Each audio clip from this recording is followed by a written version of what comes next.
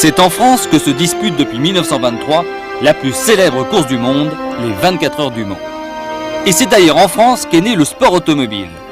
Des dernières années du 19e siècle et des premières courses de ville à ville jusqu'à la Deuxième Guerre mondiale, voitures et pilotes bleus écrivirent une prestigieuse légende.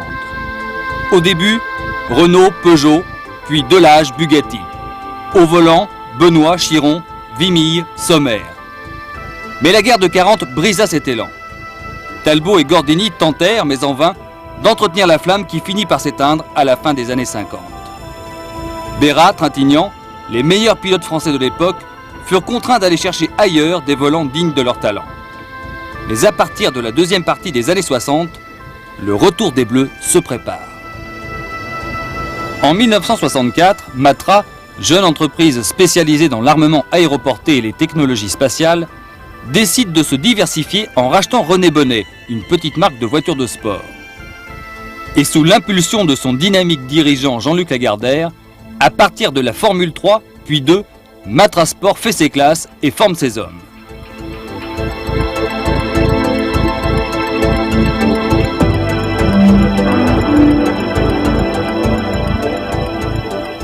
Mais l'objectif que Lagardère s'est assigné, c'est de gagner au plus haut niveau. Et il passe par l'élaboration d'un moteur étudié pour être compétitif dans les Grands Prix de Formule 1, comme dans les grandes épreuves d'endurance du championnat du monde des sports prototypes. Or, la course, à ces échelons, coûte trop cher pour que Matra puisse s'y aventurer seul. Fort heureusement, fin 66, début 67, un nouveau groupe pétrolier français en voie de constitution cherche un moyen aussi rapide que sûr de lancer et faire connaître sa marque. Et c'est ainsi que va naître l'équipe Matra Elf, une association technico-financière qui va permettre, avec l'aide d'un prêt de 6 millions de l'État, la construction du fameux moteur. Il s'agit d'un V12 de 3 litres destiné à rivaliser avec le V12 Ferrari et le V8 Ford Cosworth, les deux mécaniques les plus compétitives de l'époque.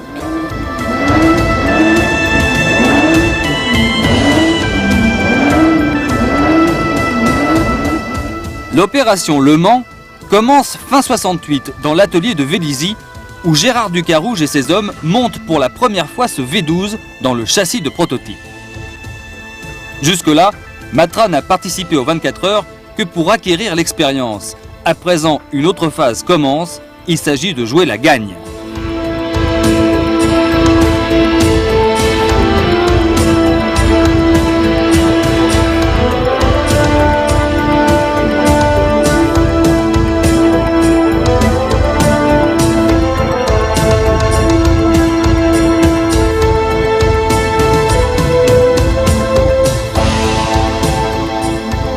Johnny Servoz-Gavin, le pilote chargé de la mise au point des prototypes, fait mouler son siège autour de lui. Avec Pescarolo et Beltoise, il fait partie de la nouvelle vague de pilotes français, promus grâce à la formation de l'équipe Matra Elf, qui a donné le signal du retour au premier plan du sport automobile français.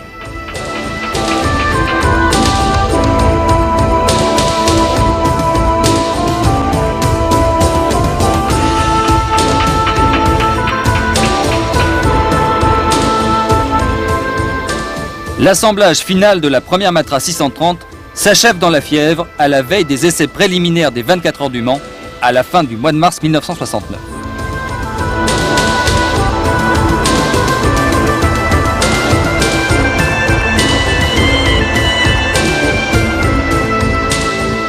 Au préalable, Servoz lui fait faire ses premiers tours de roue sur aérodrome. Parallèlement, une autre équipe, sous la direction de l'aérodynamicien Robert Choulet, a construit un autre prototype, la 640, qui sera détruit dans un grave accident dont Pescarolo sera victime et qui ne sera pas reconstruit. L'équipe Matra Elf va désormais concentrer tous ses efforts sur les 630 et 650. Servoz réalisera le deuxième temps des essais préliminaires du Mans, derrière la Porsche de Rolf Somlen, mais devant la Lola Chevrolet de Paul Hawkins et la Ferrari de Chris Amon. Prometteuse performance. Comment ça va?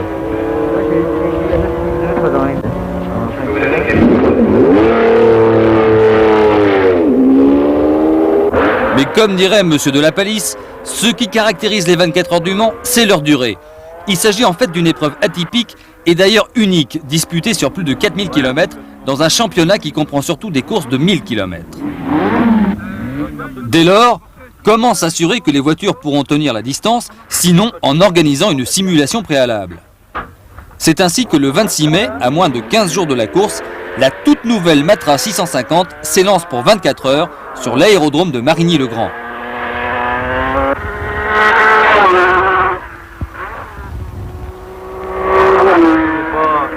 Mais le test n'ira pas à son terme.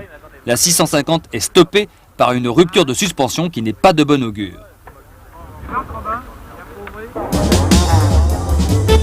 Le grand jour est arrivé et la grande foule est au rendez-vous du Mans. D'autant que pour la première fois depuis bien longtemps, elle peut espérer une victoire française au classement général.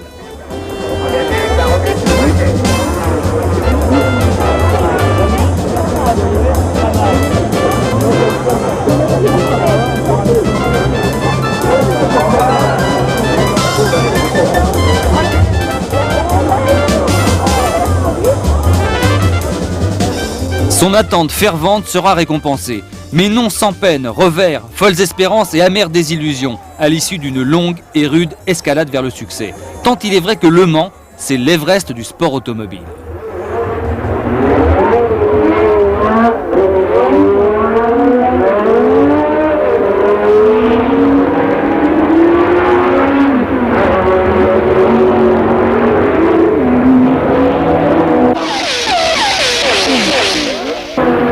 Avant de maîtriser tous les paramètres de cette course sans pareil, il faut que le métier rentre. Et les 24 heures n'ayant lieu qu'une fois par an, on ne peut espérer réunir tous les ingrédients nécessaires à la recette du succès avant d'avoir effectué 3 ou 4 tentatives. L'apprentissage du Mans exige autant de patience et de persévérance que de brio mécanique et de talent de pilotage.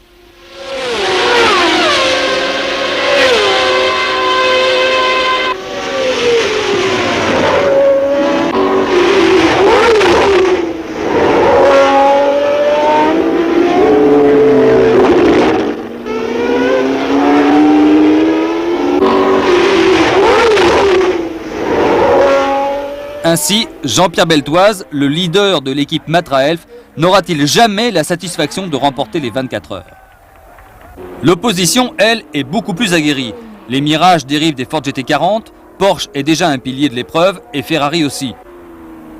Ducarouge et ses hommes, eux, vont devoir payer pour voir et apprendre que les 24 heures se gagnent autant dans les stands que sur la piste. C'est généralement la voiture qui s'est arrêtée le moins longtemps qui gagne et pas nécessairement celle qui était la plus rapide.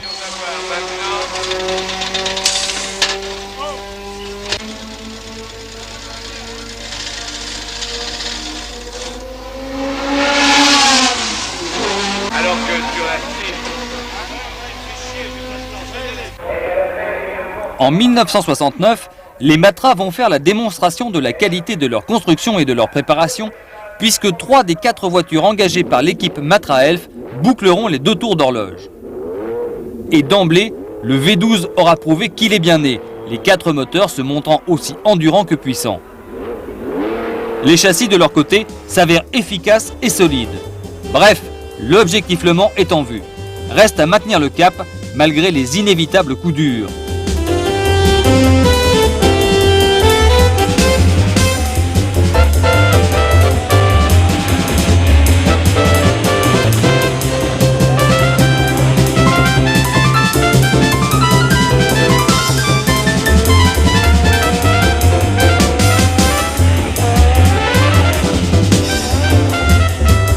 Au Mans, quand le jour commence à s'estomper sur les Hunaudières, l'excitation des premières batailles s'apaise et l'épreuve d'endurance commence vraiment.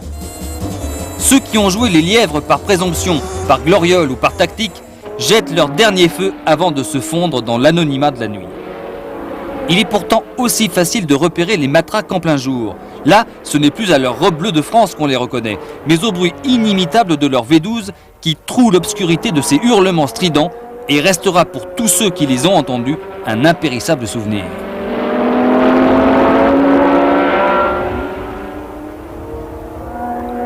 Les rescapés du petit matin ont les mines chiffonnées de ceux qui ont subi la tension de la course et dont les traits sont creusés par la déception d'être passés de peu à côté de la gloire.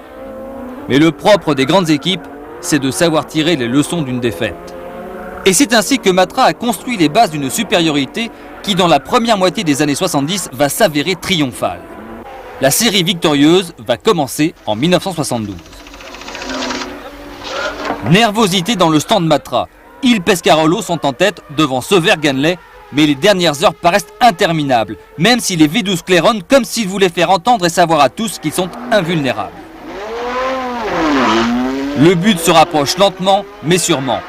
La consécration de Matra en tant que porte-drapeau de la technologie de pointe française est en vue. Les MS 670 sont les premières voitures bleues à renouer avec le succès au Mans depuis la victoire de la Talbot des Rosiers en 1950.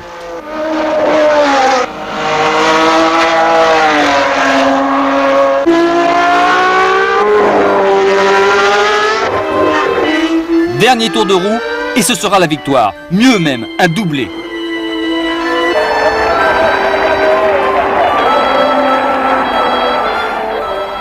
La tentative de Matra de ramener le sport automobile français au premier plan a réussi. Le public, enthousiasmé d'avoir vécu ce moment historique, exulte.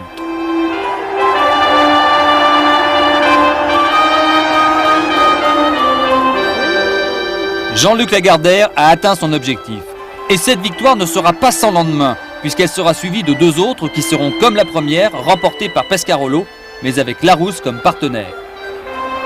Mission accomplie, Matra va se retirer, mais la saga française va bientôt reprendre. Un peu sur les côtés, fantastique, super, inimaginable. Et bientôt on va aborder à 360, 100 mètres secondes. On va aborder la courbe des Inaudières. La voiture se déporte sur la gauche sur la trajectoire, une trajectoire idéale. Le pilote a toujours le pied à fond et à 360, légère dérive sur le côté gauche provoquée par la surface, par la force au centrifuge. Et la tête maintenant, la ligne droite des Inaudières ressemble décoller comme sur un porte-avions. Et tout de suite le freinage. Le poids est deux fois plus important du corps. 2G en ce qui concerne de la masse. On passe de 360 à 60-70 km/h. On arrive maintenant dans les S qui peuvent la ligne droite d'arrivée, S de ralentissement. Là aussi ça balance à droite, ça balance à gauche. Et on rentre maintenant au stand à vitesse évidemment réduite. Ils seront 60 voitures samedi et dimanche pour le grand frisson des 24 heures du Mans, car on peut parler véritablement de grand frisson. Nous étions à bord d'une Alpine Renault à la veille des 24 heures 1978 avec Jean-Pierre Jabouille au volant et le journaliste Bernard Giroux au micro. Dans la deuxième moitié des années 70, Renault a repris le flambeau abandonné par Matra. Et après un engagement exploratoire en 76, suivi d'une tentative qui échoua de justesse en 77, l'équipe Renault Elf affronte à armes égales l'armada Porsche invaincue au Mans depuis le retrait de Matra. Un somptueux duel s'annonce.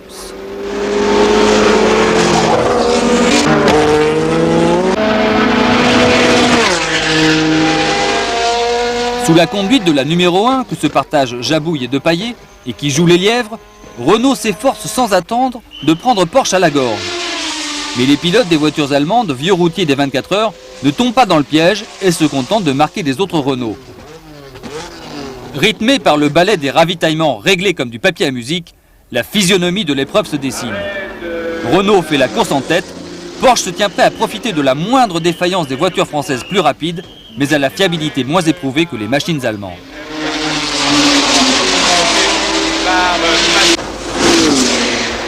Le crépuscule allonge ses ombres sur l'interminable ligne droite des Hunaudières. 50 secondes à fond, 350 km/h en pointe, près de 100 mètres par seconde pour les pilotes de l'équipe Renault Elf et des Porsche. À chaque tour, c'est l'alerte rouge pour les moteurs turbo soumis à la tortue. Commence alors la drôle de nuit des 24 heures. Et tournent les manèges dans le village où l'on oublie la course, sa routine, ses dangers et ses coups de théâtre.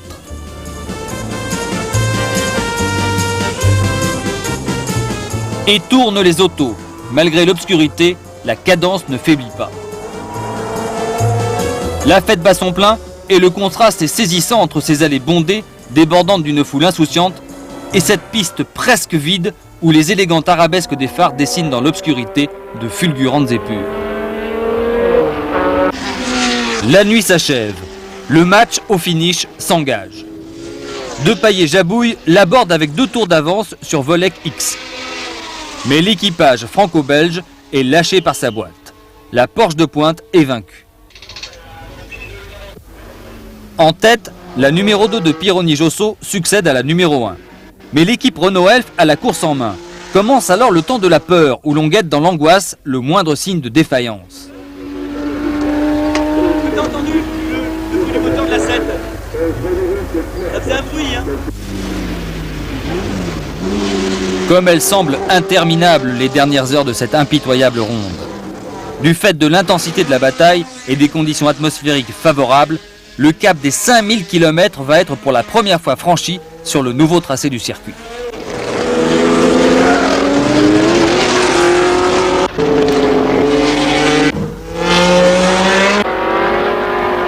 Encore 2 tours avant le dernier ravitaillement de la Renault des leaders.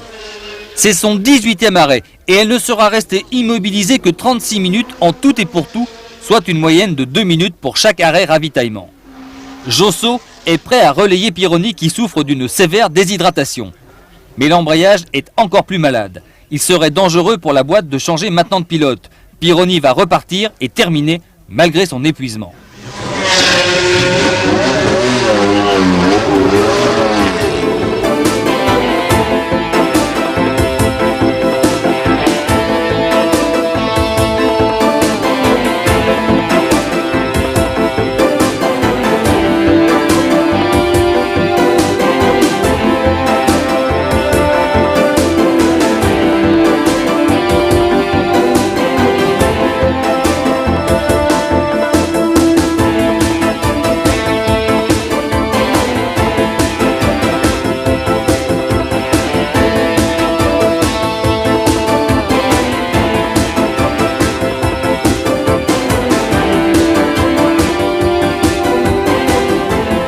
Didier Pironi va-t-il réussir à tenir?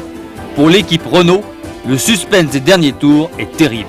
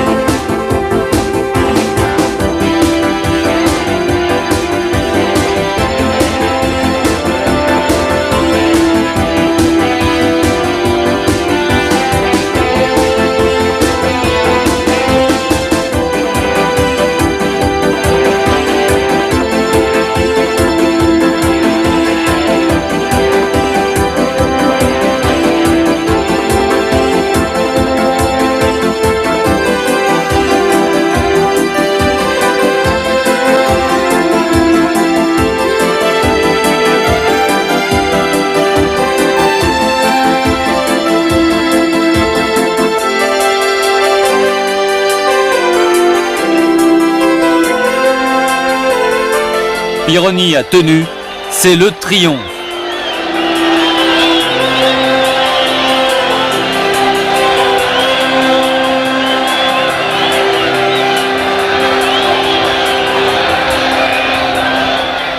Il y a Pironi qui rit et Josso qui éclate en sanglots.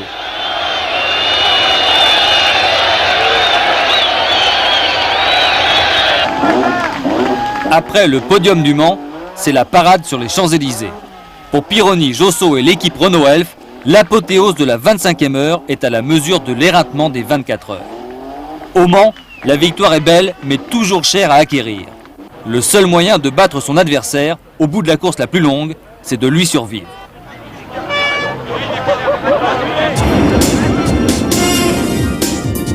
Pour Renault Elf, Michelin et toute l'industrie française, comme pour Matra en 72, 73 et 74, la victoire aux 24 heures du Mans 78 n'a pas revêtu qu'une signification sportive. Elle a représenté, grâce à son retentissement universel, un formidable tremplin pour gagner d'autres batailles sur tous les marchés. Aujourd'hui, Peugeot reprend le témoin et lance avec ses superbes 905 un formidable défi à la fine fleur des constructeurs allemands, britanniques et japonais qui ont dominé ces dernières années le championnat du monde des voitures de sport et régné de nouveau sur le Mans.